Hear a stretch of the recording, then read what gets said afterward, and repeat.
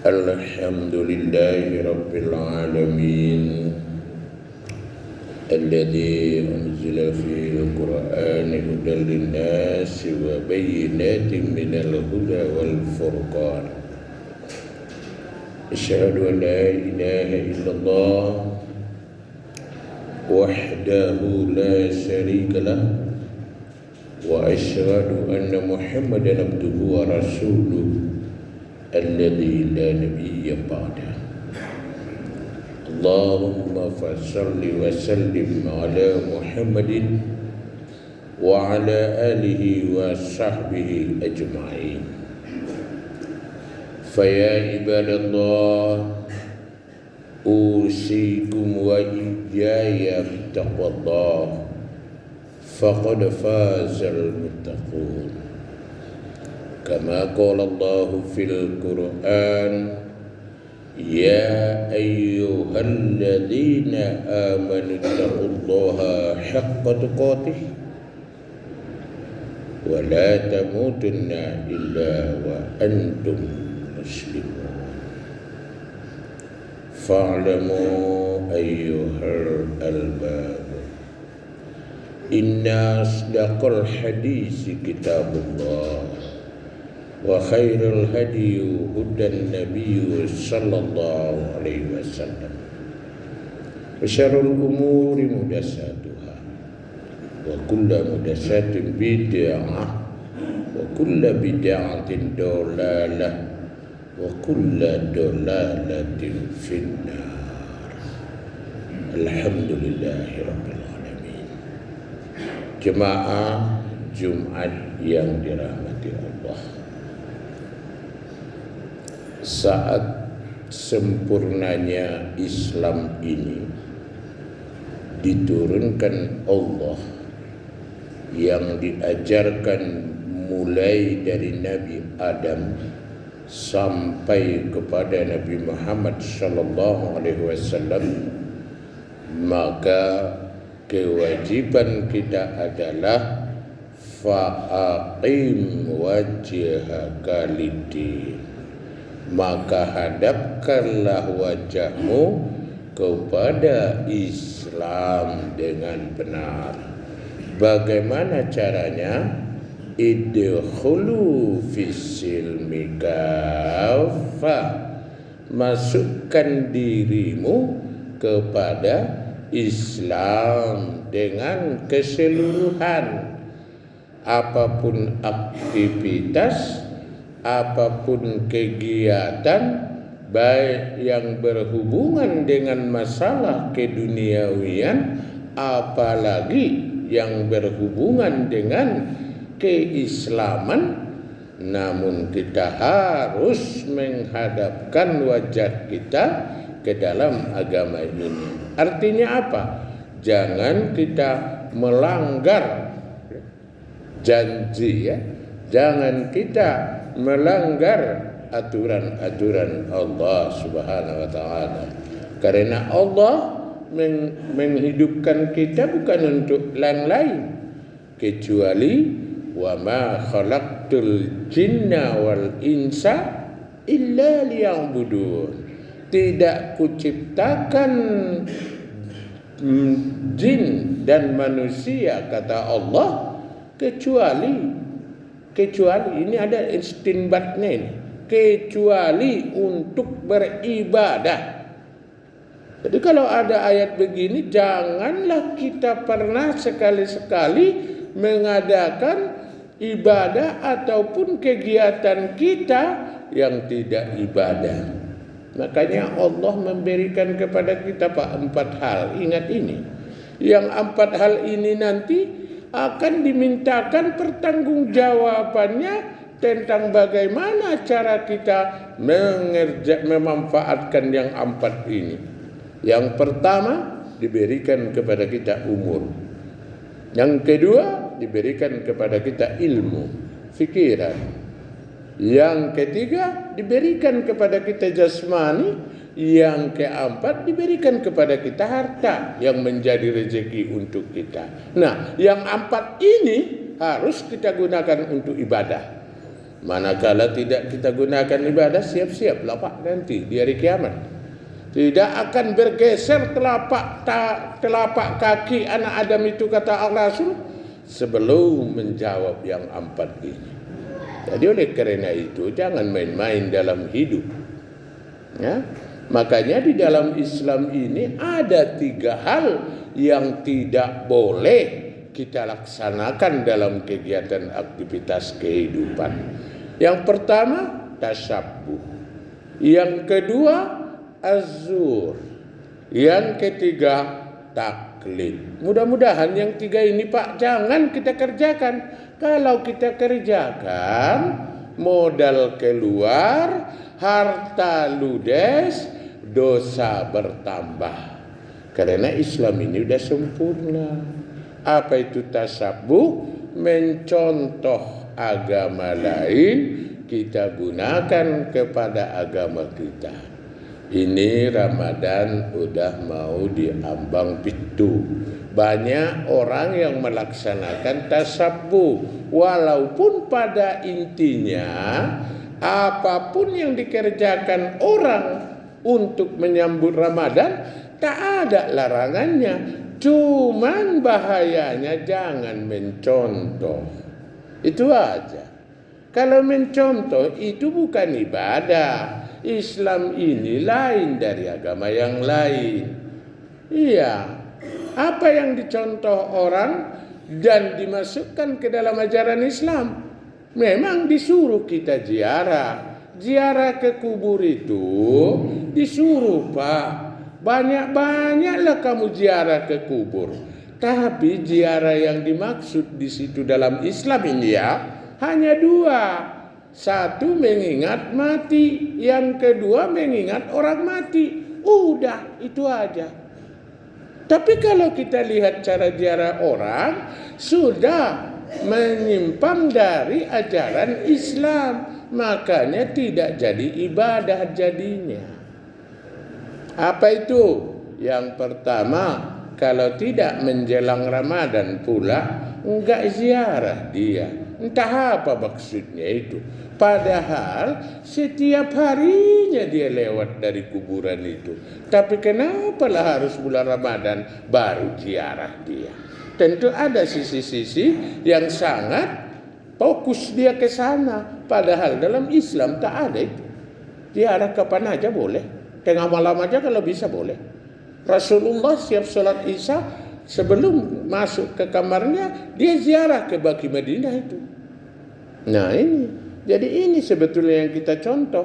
Jangan agama yang lain. Kalau agama yang lain sih, ya udah dengan suka hati dia lah.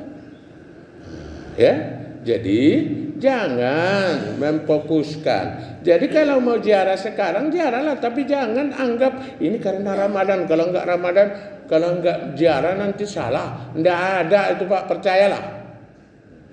Ya. Nah, itu yang pertama. Yang kedua, kalau ziarah jangan kayak agama Hindu. Kan jelas itu. Jangan kayak agama Hindu. Apa itu? Kalau Hindu berziarah membawa bunga-bungaan. Tak ada itu, ya. Jadi nggak usah pakai bunga. Ya. Yang ketiga, kalau masuk ke kuburan, tolong buka sandal, tolong buka sepatu. Jangan taruh di pintu, diambil orang lah. Tapi bawa plastik kantongan, masukkan ke plastik. Udah. Itu larangan Rasul, Pak. Bukan larangan saya. Saya nggak berhak melarang itu. Ya, kalau mau ziarah jangan pakai sepatu. Jangan pakai sandal. Kotor lah, kan ada air. Iya kan? Nah, itu yang berikutnya, kalau mau ziarah jangan langkahi kuburan orang. Itu aja. Ya. Jangan langkahi kuburan orang. Kalau kita langkahi kuburan orang, kita mau beribadah berdosa. Karena melangkahi kuburan orang berdosa. Apalagi dipijak. Aduh. Macam vampir ya, lompat-lompat dari batu nisan satu ke nisan yang lain menuju kuburan yang mau dia ziarahnya. Nggak ada lagi pahalanya itu, Pak. Coba lihat, bukan saya yang mengatakan. Kalau saya sih ya bisa aja, nggak ada nilainya. Tapi Rasul, jangan pijak kuburan orang, hindari. Makanya saya sering bilang, Pak, kuburan di Indonesia ini bukan kuburan syar'i, tapi kuburan budaya. Makanya sulit kita, Pak, mau ziarah ke kuburan orang tua kita, karena orang tua kita itu di tengah. Ini udah kuburan semua. Sedangkan letak kuburan itu harus disusun rapi dia. Ada jalan, ada celah. Ini tidak ada celah lagi, Pak. Ya kan? Nah ini. Jadi jangan. Udah sampai di kuburan orang tua kita, jangan duduk di kuburan. Kan udah berapa bahaya itu yang dikerjakan.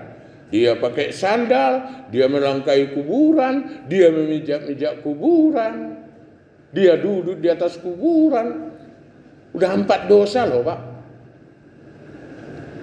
Jadi kita ke sana mau mengharap apa sekarang? Nah ini.